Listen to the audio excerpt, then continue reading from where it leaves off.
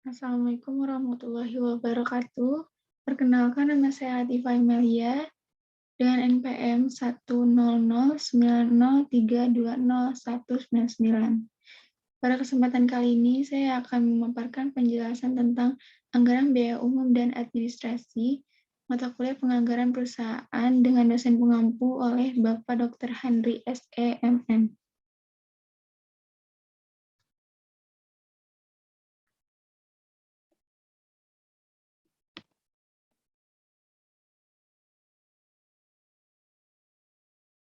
Pengertian anggaran administrasi dan umum.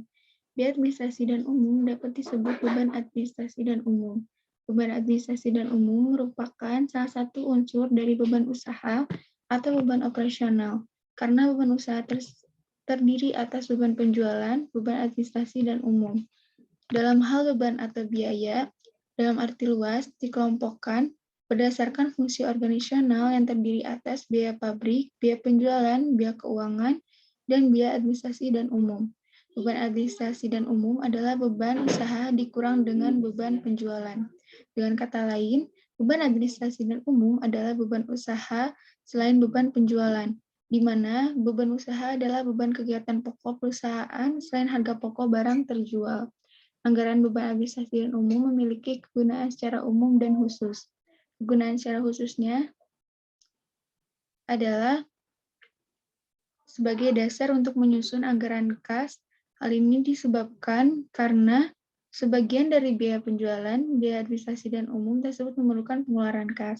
Sedangkan kegunaan secara umum yaitu untuk mendukung kegiatan produksi dan kegiatan penjualan. Di sini ada beberapa beban yang termasuk beban administrasi dan umum. Yang pertama ada beban gaji manajemen puncak seperti beban gaji komisaris utama dan komisaris, beban gaji direktur utama dan direktur.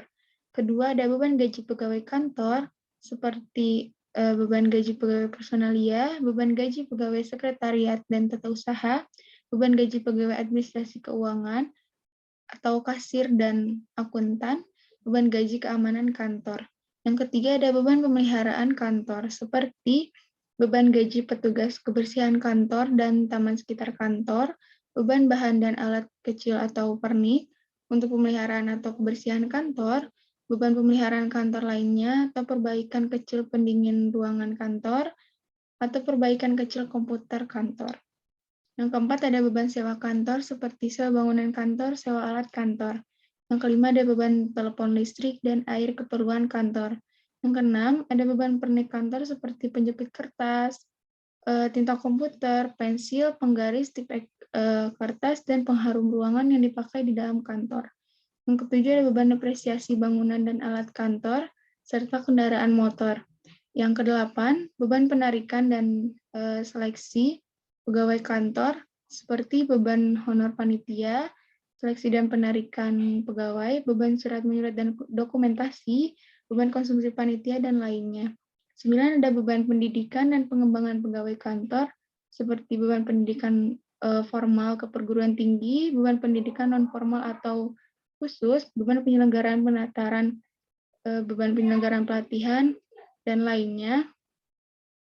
Dan yang terakhir, ada beban administrasi dan umum lainnya, seperti beban perjalanan dan bahan bakar keperluan kantor atau umum, beban kirim surat keperluan kantor, beban pengobatan pegawai kantor, dan lainnya.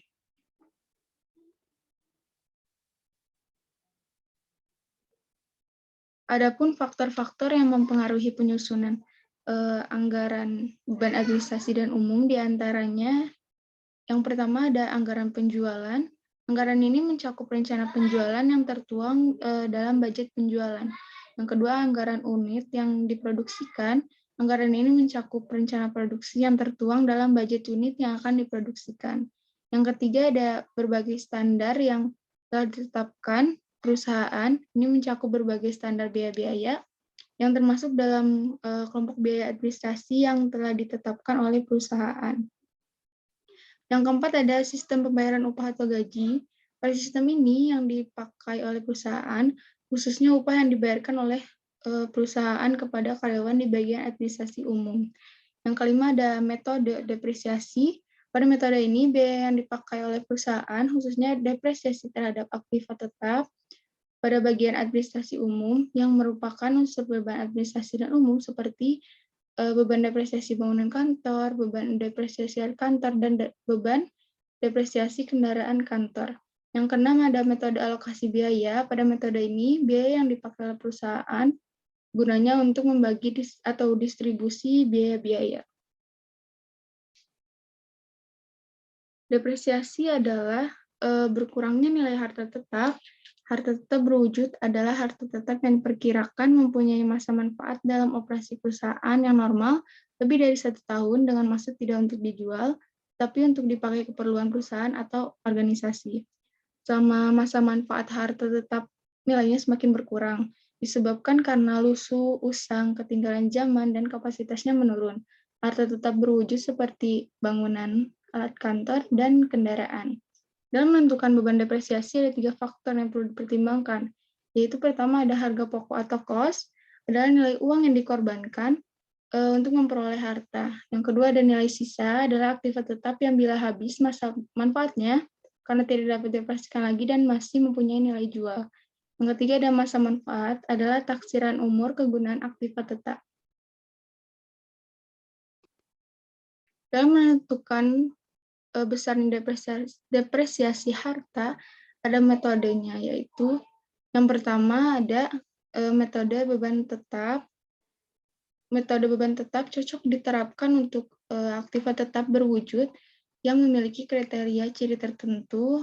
Metode beban tetap terdiri atas A. Metode garis lurus, dan B. Metode jam kerja atau metode jam jasa. Yang A. Metode garis lurus, perhitungannya bisa dihitung dengan rumus depresiasi sama dengan harga pokok dikurang nilai residu dibagi dengan masa manfaat. Yang B ada metode jam kerja atau metode jam jasa.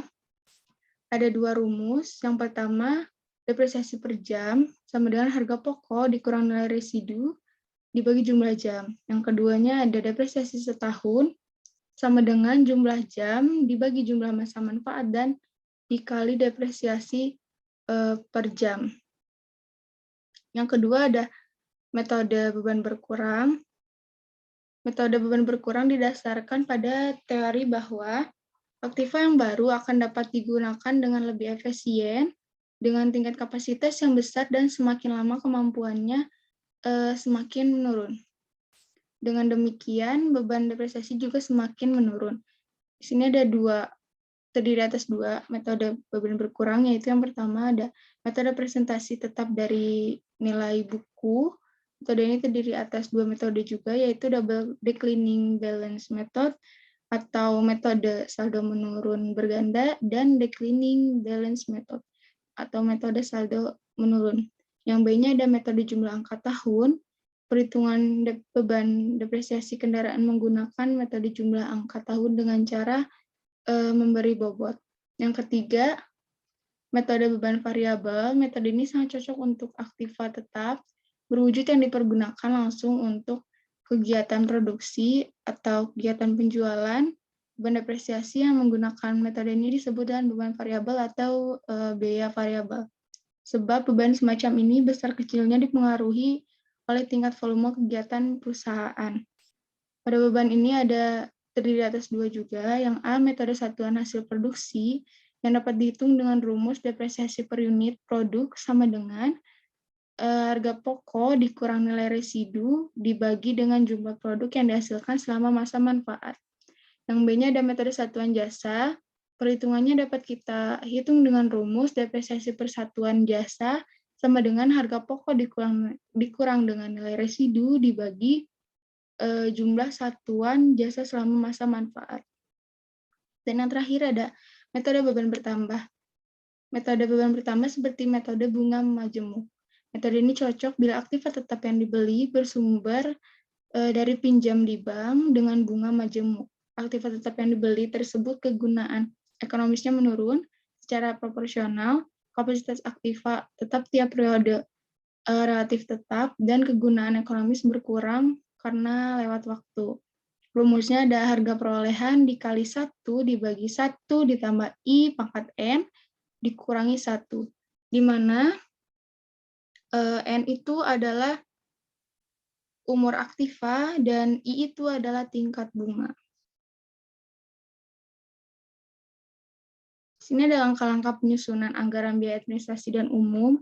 Ada 6 langkah, yaitu yang pertama ada observasi dan analisa pendahuluan. Langkah ini penting di dalam memastikan semua masalah yang harus diketahui dan memilih luasnya kegiatan yang dapat distandarisasi, serta untuk membantu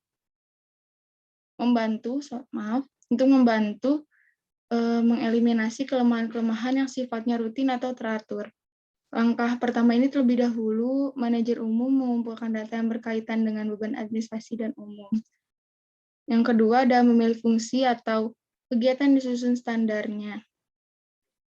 Standar biaya administrasi dan umum hanya dapat disusun untuk fungsi atau kegiatan yang presentasinya dapat diukur secara pasti, yaitu dalam bentuk satuan standar pengukur.